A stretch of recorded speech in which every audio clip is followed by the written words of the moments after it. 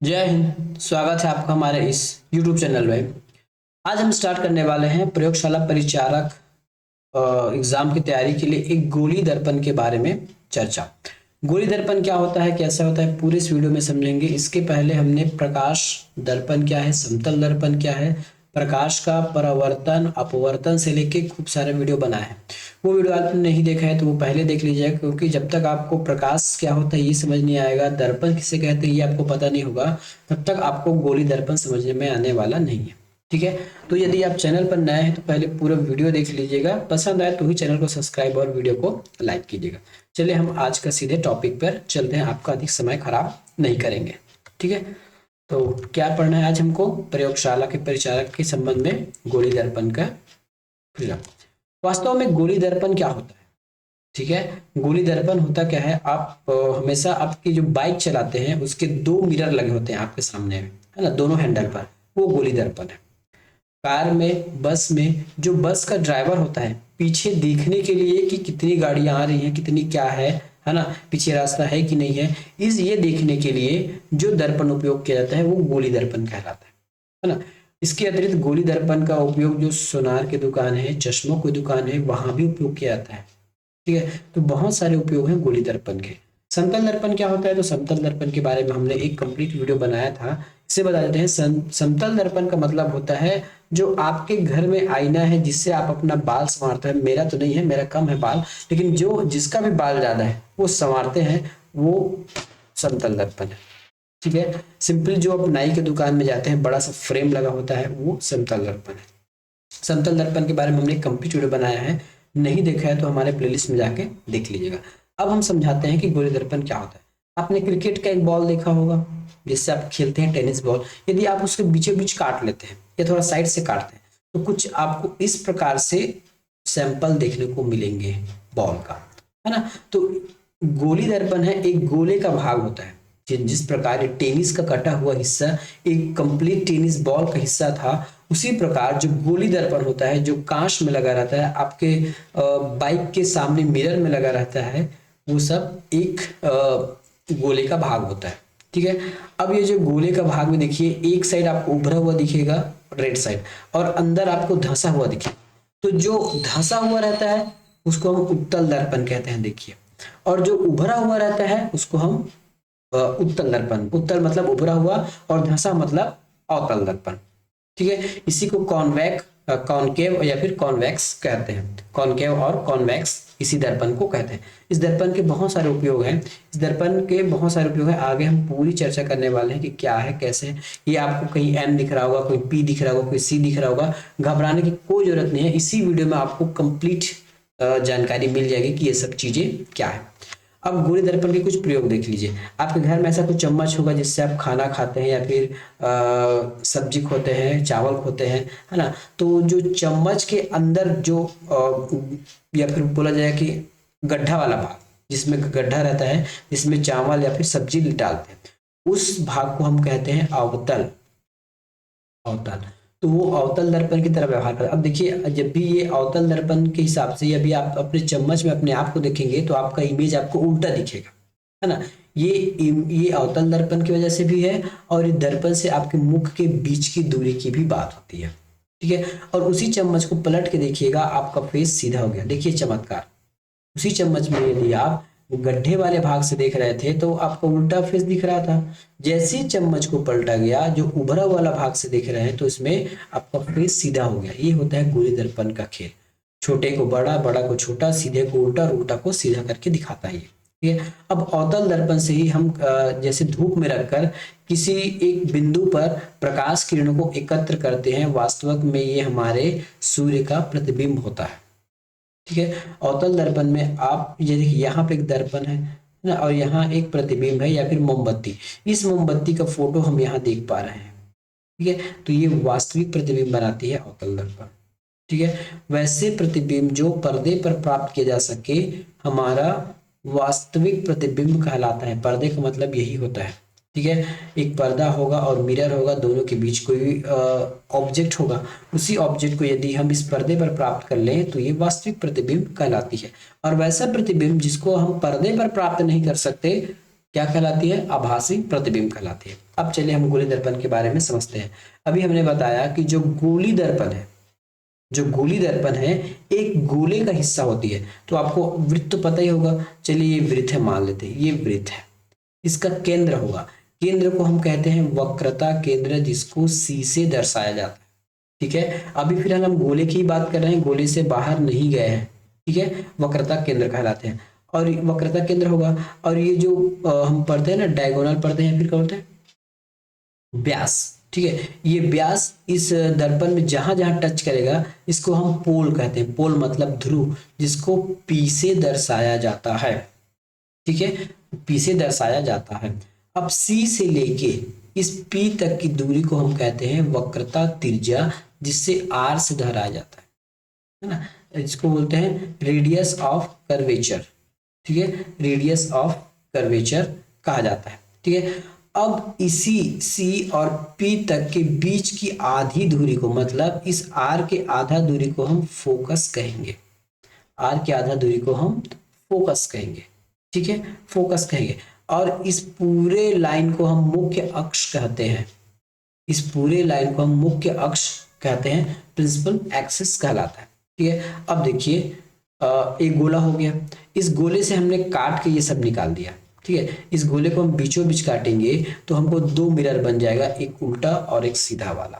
ठीक है, अब देखिए ये एम और एन इसके एरिया को बताता है कि आपका दर्पण कितना बड़ा है। इन्हीं एरियो से प्रकाश यहाँ पे आपतित होती है, इसी एरिया के अंतर्गत प्रकाश हमारा आपतित होती है। तो एम और एन क्या है हमारे, एम और एन है हमारे प्रकाश के लिमिट को बता, सॉरी दर्पण के लिमिट को बताते हैं। और ये दर्पण जिस साइड से रंगा होता है ना, उस साइड से प्रकाश एंट्री नहीं होता, प्रकाश हमेशा चमकीले भाग से एंट्री होती है। तो ये अवतल दर्पण हो गया क्योंकि धसा है। और इसी गोले से एक और दर्पण बना है जिसको हम कहते हैं उत्तल दर्पण। अब इन सभी में नामकरण देखिए, मान लेते हैं हमने इसको ऐसे 20 से काटा है। ठीक है, इसको हमने एक 20 से काट दिया, तो ये उभरा वाला पार्ट जो है, ठीक है, ये जो उभरा वाला पार्ट ये बन गया। ठीक है, उभरा वाला पार्ट क्या बन गया हमारा, उत्तल बन गया। तो मैं इस साइड को उत्तल कर देता हूं।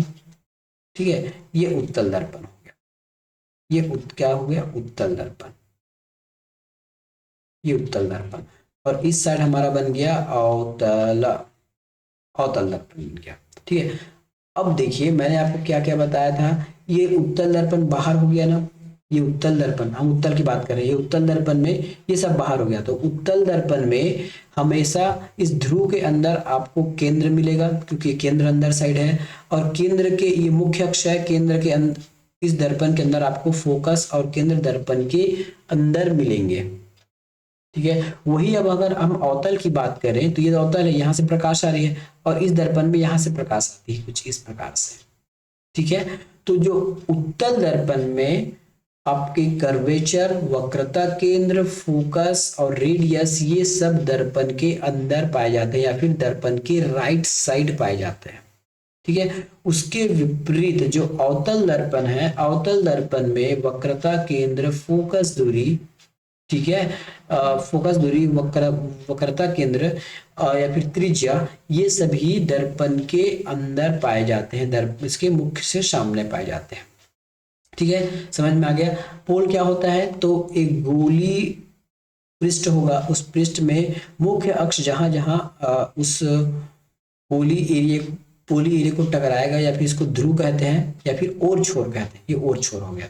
वक्रता केंद्र, त्रिज्या के केंद्र को सॉरी वृत्त के केंद्र को वक्रता केंद्र कहते हैं, त्रिज्या वृत्त की त्रिज्या को वक्रता त्रिज्या कहा जाता है, और त्रिज्या के आधे को, देखिए त्रिज्या के आधे को फोकस दूरी कहा जाता है। मुख्य अक्ष ध्रुव तथा केंद्रों से आगे बढ़ाकर खींचा गया, ये जो बड़ा सा लाइन खींचा गया है इसको मुख्य अक्ष कहते हैं। बिंब का मतलब होता है ऑब्जेक्ट, ऑब्जेक्ट मतलब वस्तु, याद रखिएगा। बिंब, अगर क्वेश्चन आ गया कि बिंब क्या चीज है, बिंब का होता है प्रतिबिंब, तो बिंब मतलब कोई वस्तु या फिर कोई ऑब्जेक्ट। ठीक है, ये हमेशा नेगेटिव होती है, आगे चर्चा करिए कि नेगेटिव ही क्यों होती है। प्रतिबिंब, बिंब का जो इमेज बनता है उसको हम प्रतिबिंब कहते हैं, जिसे वी से दिखाया जाता है ना। बिंब जो वस्तु को हमेशा यू से दिखाएंगे, और प्रतिबिंब को, सॉरी वस्तु को यू से दिखाया जाता है और प्रतिबिंब को वी से दिखाया जाता है, छोटे वी से। बाकी सबका हमने ये हिस्सा लिया।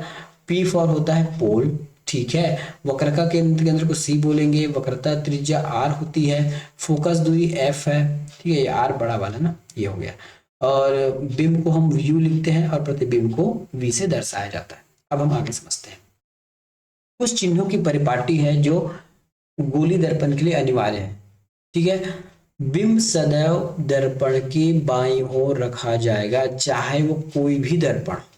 ये हमने अभी फिलहाल अवतल दर्पण देखा है। यदि यहाँ मैंने उत्तल दर्पण कुछ इस प्रकार बना दिया, तब भी ये वस्तु हमेशा इस साइड ही रखी जाएगी, जैसे इसमें रखा गया है, ठीक है। वस्तु चाहे कोई भी दर्पण हो, अवतल या उत्तल, दर्पण के बाईं ओर ही रखा जाएगा। जब भी हम इसका क्वेश्चन सॉल्व करेंगे, है ना, तो ये क्वेश्चन सॉल्व करेंगे या फिर ये अनिवार्य सत्य है ना, कि ये बाईं ओर ही रखा जाएगा। मुख्य अक्ष के समानांतर सभी दूरियां दर्पण की ध्रुव से नापी जाएगी। दर्पण का ध्रुव क्या है? पोल। अब इससे फोकस दूरी, वक्रता त्रिज्या, है ना, रेडियस या दर्पण की दूरी या फिर इमेज की दूरी या फिर बिंब की दूरी समान, या फिर वस्तु की दूरी या फिर उसकी प्रतिछाया की दूरी, वो सब पोल से ही नापा जाएगा, यहीं से टेप रख के नापा जाएगा, ठीक है। ये हो गया। अब मूल बिंदु के दाईं ओर को हम प्लस कहते हैं। मूल बिंदु ये है। अब इसके दाईं ओर, दाईं मतलब लेफ्ट साइड, राइट साइड, तो इस ओर जो जो भी आएगा वो प्लस में गिनती होगा। जैसे ये देखिए, ये हमारा उत्तल दर्पण है, इस पर कलई की गई, कलई मतलब पेंट किया गया है। तो इस पर क्या क्या हमारा C मिलेगा, फोकस दूरी मिलेगा, रेडियस मिलेगा, कभी कभी आपको इमेज भी मिलेगा, इमेज का मतलब होता है V। तो ये सभी प्लस में होंगे। इस साइड जो भी मिलेगा वो सब प्लस में होगा। जो भी का मतलब होता है आपका फोकस, रेडियस, कर्वे, केंद्रक और इमेज। कभी भी बिंब हमारे राइट साइड नहीं हो सकता, क्योंकि हमने नंबर 1 को पढ़ी है, बिंब सदैव दर्पण के बाईं ओर ही रखा जाएगा, चाहे कोई दर्पण। तो हम ये कह सकते हैं कि बिंब हमेशा निगेटिव ही रहेगा, है ना। बिंब दर्पण के दाईं ओर प्लस में है और बाईं ओर जितनी भी रहेंगी वो माइनस में रहेंगी। बाईं ओर जितनी भी रहेंगी, चाहे वो फोकस दूरी हो, इसके लिए अभी अवतल दर्पण के लिए फोकस दूरी हो गया, केंद्र हो गया, वस्तु हो गया, ये सब चीज माइनस में हम लिखेंगे, ठीक है। मुख्य अक्ष के ऊपर जो भी चीजें होंगी वो प्लस में होंगी। देखिए मुख्य अक्ष है, ये मुख्य अक्ष है x और x मुख्य अक्ष है। इसके ऊपर कोई वस्तु की हाइट जो है, वस्तु की जो हाइट है उसको हम प्लस में नापेंगे। वास्तविक में ये वस्तु की हाइट के लिए है, ठीक है। यदि वस्तु नीचे है, नीचे उल्टा है, तब ऊपर वाला चाहे वस्तु बने या प्रतिबिंब बने प्लस में होगा, नीचे माइनस में होगा। उसी प्रकार इसमें भी होगा, ऊपर होगा तो प्लस, नीचे होगा तो माइनस। मुख्य अक्ष के लंबवत तथा नीचे की ओर माइनस में होगा, ठीक है। तो ये होता है गोली दर्पण की परिपाटी। क्या सीखा हमने? प्रतिबिंब हमेशा लेफ्ट साइड रखा जाएगा, ठीक है। लेफ्ट साइड से प्रकाश आपतित होगी, चाहे कोई भी दर्पण हो, अवतल या उत्तल। मुख्य अक्ष समानांतर सभी दूरियां दर्पण के पोल से नापी जाएंगी, जिसको हम P से दर्शाया गया है। लेफ्ट साइड, राइट साइड हमेशा प्लस में होगा, लेफ्ट साइड माइनस में होगा, ऊपर प्लस में होगा, नीचे माइनस में होगा। ये बस याद रखिएगा, बाकी कोई दिक्कत नहीं होगा, ठीक है। अब हम समझते हैं कि गोली दर्पण द्वारा बने प्रतिबिंब के कुछ नियम होते हैं। कुछ नियम होते हैं, हम इस सेशन में समझेंगे कि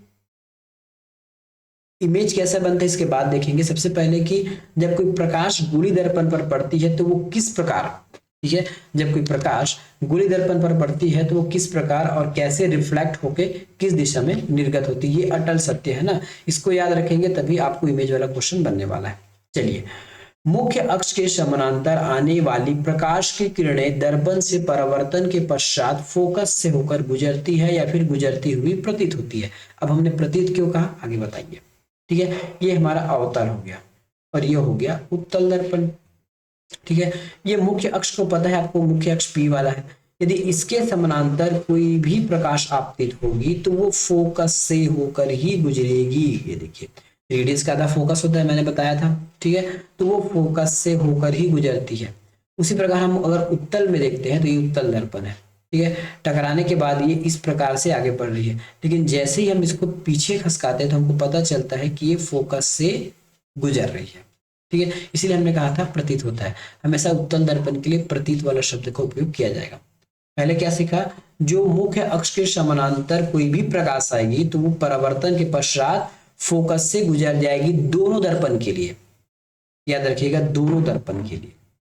अगला नियम है दर्पण के फोकस से गुजरने वाली, जस्ट उल्टा, पहले समानांतर आ रही थी वो फोकस से जा रहा था, अब जो फोकस आएगा वो समानांतर निकल जाएगी। ठीक है, दर्पण के फोकस से गुजरने वाली प्रकाश किरण परावर्तन के 50 मुख्य अक्ष के समानांतर निकल जाती है। देखिए एक किरण आ रही है जो फोकस होकर जा रही है, टकराने के बाद मुख्य अक्ष के समानांतर निकल जाएगी या फिर निकलती प्रतीत होगी। यहाँ पे देखिए, ठीक है, ये कोई ऐसा प्रतिबिंब आ रहा है, इस चिन्ह को ध्यान देखिएगा ना, तीर का चिन्ह है, ये प्रतिबिंब आया है ना, इसको आगे बढ़ाते हैं तो ऐसा लगता है कि फोकस पर आ रहा है, फोकस से टकराने के बाद ये सीधा समानांतर निकल जाती है। इस दोनों को याद कीजिएगा। एक और बता रहा हूँ, उसके बाद ही हम इमेज बनाना सीखेंगे। दर्पण की वक्रता केंद्र से जो भी प्रकाश आती है वो उसी माध्यम में वापस लौट जाती है। जैसे आपको पता है कि जब भी आप कोई वृत्त से केंद्र से होकर सीधे अगर के केंद्र से होकर उसके पैरामीटर पर यदि कोई भी लाइन खींचते हैं तो वो 90 अंश का डिग्री बनाता है, 90 अंश का कोण बनाता है, और जो किरण 90 अंश पर आपतित होती है वो उसी माध्यम पर लौट जाती है। देखिए यहाँ पे एक सी से कोई आ रहा है, सी से कोई आपतित हो रही किरण परिवर्तित हो जाएगी उसी माध्यम में, या फिर परिवर्तित होती पता चलेगी उसी माध्यम में उत्तल दर्पण के केस में। तो इस प्रकार आपको 3 नियम याद रखने हैं। पहला हमने क्या कहा था, पहला कहा था कि जो समानांतर आएगी, मुख्य अक्ष के समानांतर आएगी, परिवर्तन पश्चात फोकस से निकल जाएगी। जो समानांतर आएगी है ना, परिवर्तन पश्चात फोकस से निकल जाएगी। दूसरा हमने कहा था जो फोकस से आएगी वो मुख्य अक्ष के समानांतर निकल जाएगी। ये 3 है ना। तीसरा हमने क्या कहा, जो सी से आपतित होगी, जो सी मतलब वक्रता केंद्र से होकर आएगी, वो वापस वक्रता केंद्र से होकर वापस चली जाएगी। इन तीनों को याद रखिएगा, आपका आंसर एकदम एक्यूरेट आ जाएगा जब भी हम इमेज बनाना सीखेंगे। आज के वीडियो का लेंथ कितना हो गया है, चलिए अभी 17 मिनट है, बाकी आप देख लेते हैं एक दो। अब गोली दर्पण द्वारा प्रतिबिंब का बनना, ठीक है, इसको हम नेक्स्ट चैप्टर में करते हैं ताकि बहुत लंबा ना हो जाए। बस इसको थोड़ा सा रिपीट कर लीजिएगा। रिपीट क्या करना है, बस इस पॉइंट को कि दर्पण कहाँ कहाँ से आती है। ठीक है, मुख्य अक्ष समांतर आने वाली फोकस से निकलेगी। ठीक है, दूसरा जो फोकस से आएगी वो समानांतर निकल जाएगी मुख्य अक्ष के। तीसरा जो केंद्रक से होकर प्रकाश आएगी वो उसी माध्यम से या फिर उसी एंगल पर वापस लौट जाएगी केंद्रक से होगा। तो इस तीनों को याद रखिएगा। अगले चैप्टर में हम बताएंगे किस प्रकार गोली दर्पण में इमेज का निर्माण होता है। ठीक है, चैनल का कंटेंट पसंद है तो जरूर चैनल को सब्सक्राइब कीजिए और वीडियो को लाइक कीजिएगा।